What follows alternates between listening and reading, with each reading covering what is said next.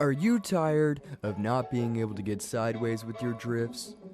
Are you tired of not being able to tandem with your bros? Are you tired of not being able to be JDM as fuck? And are you tired of just not being a skid racer? Or are you tired of not being able to hold that angle? Well, I've got a solution for you. For just a couple of quick, easy installments, I can teach you how to drift. Just call 1-800-HOW-TO-DRIFT. And for the first 100 callers, we'll throw in this sick JDM leaf sticker. Call now. Alrighty, what is up guys? For this video today, I'm going to be giving you some drifting tips and tuning tips for drifting. Alright, right now I am in the stock 240SX. This is a good starter car, I guess, for drifting. It's something like I've always recommended to people to start drifting in, just because it's, I don't know, it's a good car. I don't know. It's just what I like recommending. But I'm gonna go through a little bit in detail of like what you need to do. Alright, starting off, we're gonna do an engine swap. I'm just gonna do my favorite motor as always, single turbo. You don't have to copy this exact setup, but it will be able to be downloaded if you just search my Gamertag tubular in the storefront.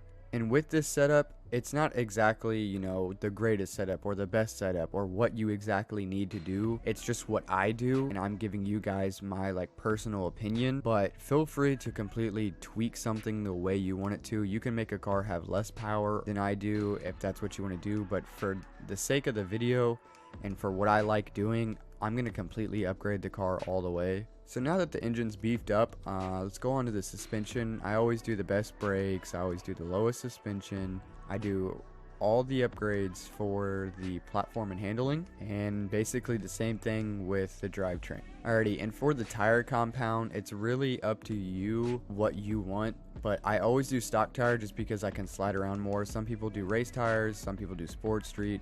You know, it's really up to you what you want. You know, just the better the tire, the more grip you're going to have, so it's going to be harder to drift. But like I said, it's completely up to you on what feels comfortable to you, so just mainly focus on what feels comfortable to you. Alright, and for the front tires, I'm not going to go like the widest that I can get. I'm going to go a little bit lower than the widest. And in the rears, I'm just going to upgrade it twice. And for tuning this car, I'd like to say that the stock suspension and setup for this car is alright to learn drifting in straight off the bat, but once you get comfortable enough to start messing with the tuning settings, these are just my tuning settings, and you can always tweak with them and do your own way and find what's comfortable to you. I feel like in drifting, people are too worried about what other people's setups are, worried on what they're doing and like why they're going so fast. Don't worry about what other people's setups are or how they're drifting or what they're doing. Just focus on yourself and focus on just, you know, having fun while drifting rather than trying to be better than someone else or trying to copy someone else. Just drift just to have fun. But with this, I set my front just a little bit lower and the back's a little bit stiffer or more aired up, just so that the tire can break loose easier. And with my gearing setup, okay, so with gearing setup, if you do the final drive to the left, it makes the gears longer. Do it to the right and it's going to make them shorter. So basically you can just bump it to the left a little bit and fine tweak these gears just a little bit. It's really like how long you want your gears. You can have different setups for short tracks, for long tracks, for in between, for all around. It's really like what you want to do. But I usually like to have my third gear a little bit longer, so that I can have a sweet spot for just, I don't know, wide open areas, and my second gear for short areas. And onto the alignment, this is also personal preference. I do a little bit of negative camber in the front, and then I do about like 1.5 in the back. Sometimes I even run like -5 on both front and rear, like on my S15, that's what it is. So it's really just personal preference.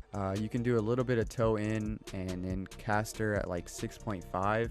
And basically what the front caster does is it makes the car sway less, I guess. I don't know if it's the right term for it or if I'm even explaining this right, but the higher the caster, the less your car is going to be twitchy and snappy.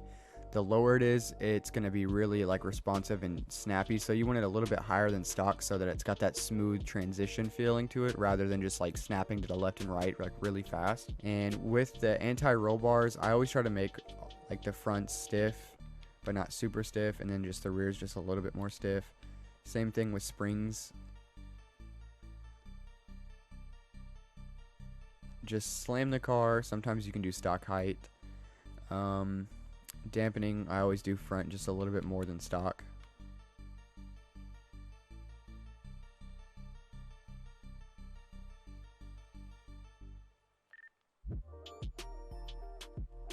And for the differential, some people like to do 100, which, I mean, it's just simple like that way. And then some people like to just leave it the way it is. Some people like to do just, you know, different. Some people like to fine tweak it. Some people like to do 105%. But yeah, this is the way I do it, so it's really up to you. Alrighty, now on to some drift tips. A couple of main things I like to tell people to get good at drifting, or just to practice being good at drifting. I'd say go to the airport and find a pole and then just try to do like donuts, I guess you'd say, and just drift around in a circle like this to basically just like help you practice like learning your car's angle and learning how to control your car being sideways. And throttle control is really a big step of it. You don't want to always floor it. Sometimes I do, but if you're constantly flooring it, you're gonna spin out. It's all about throttle control and angle control. And when drifting, you obviously want to steer in the opposite direction. It's called counter steering while you're drifting, just so you can straighten your car out and hold that angle. And then you can also practice at the drag strip by drifting back and forth. And that's a good way to learn how to just practice transitions, because drifting isn't something you're gonna get overnight. It definitely takes a lot of practice. I started in Forza Horizon 1, and I'm where I'm at now, and I'm on Forza Horizon 3. So I've definitely had a lot of practice, and I definitely wasn't an expert whenever I first started. With regular braking, you can slow down. If someone behind you needs to catch up, or you're trying to tandem with someone, which is more of an advanced technique, it's where, if you don't know what tandeming is, it's basically you're drifting door to door sideways through a turn or whatever. Basically, you're just side by side drifting. And so if you're wanting someone to get on your door a little bit better, then you just tap the brakes a little bit while holding the angle, and then it allows them to catch up. And with e-brake entries, that's another thing that helps you just look more smooth whenever you're drifting or starting a drift.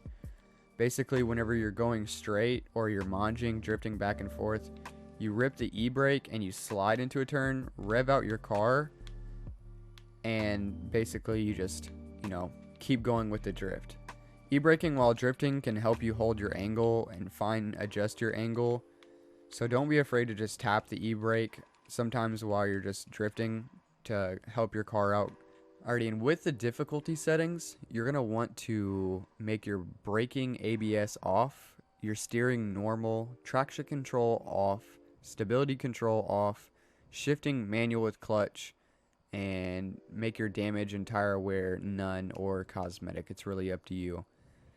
Manual with clutch, if you don't play Forza with manual with clutch and you're wanting to get into drifting, I'd say just go ahead and tough it out and start learning now. Basically, LB is the clutch and B is the shift, X is the downshift. And once you get that done, you'll definitely be able to drift a lot better, because you can rev your car completely out without it shifting automatically. And it just feels better to be able to just control your car and control the gears. Alrighty guys, that is going to be all for this video. If I left anything out of the video that you have a question on, or if you just want to join my game, feel free to leave a comment in the comment section, and that way I'll get back to you and answer some of the questions that I forgot to answer in this video.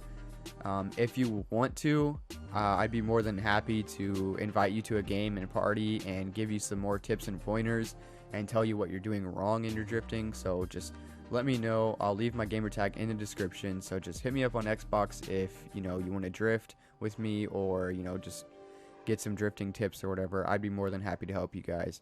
So once again, thank you for watching. Don't forget to subscribe, leave a comment down below, and hope you guys have a great day.